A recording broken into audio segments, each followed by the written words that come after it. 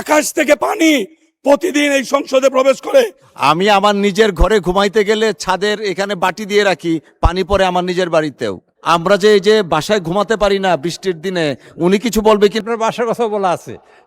দেখি এই মহান জাতীয় সংসদে গত 17 বছর নাচ গান কবিতা আবৃত্তি অন্যের চরিত্র অন্য ছবি হয়েছে। আপনার যে ফ্লোরে আমরা অধিবেশন করি ঠিক তার উপরে একতলায় আমরা নামাজ পড়ি।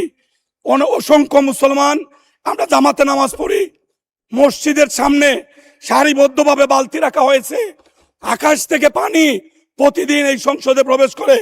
শুধু বাইরে নয়, মসজিদের ভিতরেও একই অবস্থা। এই অধিবেশনে আমরা 9,38,000 কোটি টাকার বাজেট অনুমোদন দিয়েছি। মেহেরবানি করে মসজিদে পানি পড়ার ব্যবস্থা বন্ধের জন্য আমি আপনার মাধ্যমে সকলের দৃষ্টি আকর্ষণ করছি। আপনাকে ধন্যবাদ। ধন্যবাদ মাননীয় হুইপ। এই বিষয়টা আসলে আমরাও জেনেছি, সংসদের ছাদ থেকে পানি পড়ে। আর কষ্টের কথা কাকে বলবো, আমি আমার নিজের ঘরে ঘুমাইতে গেলে ছাদের এখানে বাটি দিয়ে রাখি, পানি পড়ে আমার নিজের বাড়িতেও।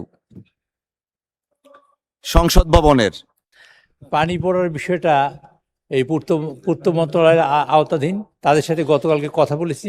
যত জায়গা থেকে পানি পড়ে তারা সেটা মেরামত করার কার্যক্রম গতকালকে হাতে নিয়েছে।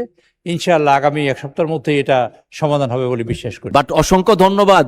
আপনি যে পূর্ত মন্ত্রণালয়ের কথা বলছেন, ওনার মন্ত্রণালয়ের দায়িত্বপ্রাপ্ত মন্ত্রী আপনার পিছনে, উনি কিছু বললে আমরা যে এই যে বাসায় ঘুমাতে পারি না বৃষ্টির দিনে, উনি কিছু বলবে কিনা ওনার কাছ থেকে শুনে আমরা ইয়াতে চলে যাব। আপনার বাসার কথা বলা আছে। দেখি মাননীয় মন্ত্রী কি বল।